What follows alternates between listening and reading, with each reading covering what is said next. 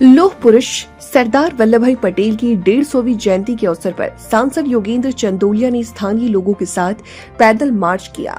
नागलोई इलाकों के विभिन्न गलियों में यूनिटी मार्च रैली निकाली गई। इस रैली का उद्देश्य युवाओं में राष्ट्रीय गौरव और देश की एकता की भावना जागृत करना था।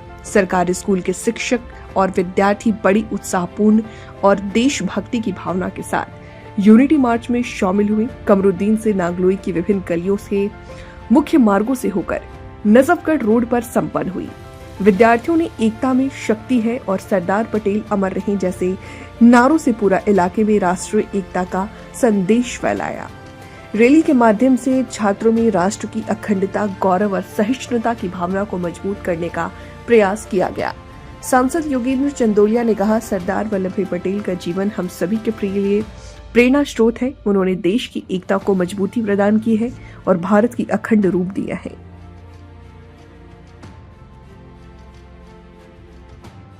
अभी मैं नागलोई के अंदर मौजूद हूँ, जहाँ पर सरदार वल्लभ भाई पटेल की 150वीं जयंती पर मार्च निकाला गया और इस यूनिटी मार्च के अंदर योगेंद्र चंदोलिया जो सांसद है वो उपस्थित है और इस यूनिटी मार्च के अंदर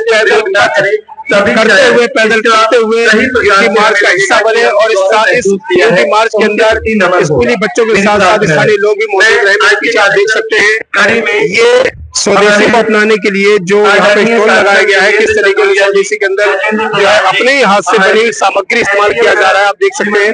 तो यहाँ पर ये भी दर्शाया जा रहा है जो हाथ से बनी हुई चीजें हैं उसके लिए स्टॉल बनाया गया है और खुद स्वयं योगेंद्र चंदोलिया इस स्टॉल पर पहुंचे और यहाँ पर जायजा लिया और लोगों को संदेश दिया कि सभी लोग देश की उन्नति कर रहा है। कहीं न कहीं 2047 में जो विकसित भारत का सपना भारत की भाजपा देख रही है वो पूरा होता हुआ नजर आ रहा है। सबसे बड़ी बात यह कि उत्साह नजर आ रहा है युवाओं के अंदर इस यूनिटी मार्च के अंदर। हमारे लोकप्रिय नेता यूनिटी मार्च निकाला गया, क्या कहेंगे इसको लेकर? देखिए, सरदार वल्लभ भाई पटेल जी की 150वीं जयंती के ऊपर आज पूरे देश के अंदर सभी सांसद अपने क्षेत्र में 3 पदयात्रा कर रहे हैं। मेरे संसदीय क्षेत्र में दूसरी पदयात्रा थी, उसके अंदर स्कूलों के बच्चों की पार्टिसिपेशन रहा। बहुत ही अच्छे कार्यक्रम यहाँ पर बच्चों ने प्रस्तुत किए और एकता की शपथ ली। नशा मुक्त रहें उसकी शपथ हुई। आत्मनिर्भर भारत बने, भारत में बनी हुई चीजों के यहाँ स्टॉल लगे, उनको प्रोत्साहित करने का काम नरेंद्र मोदी जी जिस प्रकार से हमारे उन लोगों को इस समय याद कर रहे हैं जो भगवान बिरसा मुंडा हो, जिनकी 150वीं जन्म जयंती है, सरदार वल्लभ भाई पटेल की 150वीं जन्म जयंती है, जिन्होंने अपने शौर्य का प्रदर्शन किया उस समय जब 562 रियासतें जो अलग थी उनको जोड़ने का काम किया। और उसके अलावा 150 वर्ष हो गए हैं हमारे वंदे मातरम को जिसको हम रोज गाते हैं, उसका राष्ट्र गीत लिखने वाले बंकिम चंद्र चट्टोपाध्याय जी ने 150 वर्ष पूर्व लिखा था और उसके बाद उसको रविंद्रनाथ टैगोर जी ने गाया था।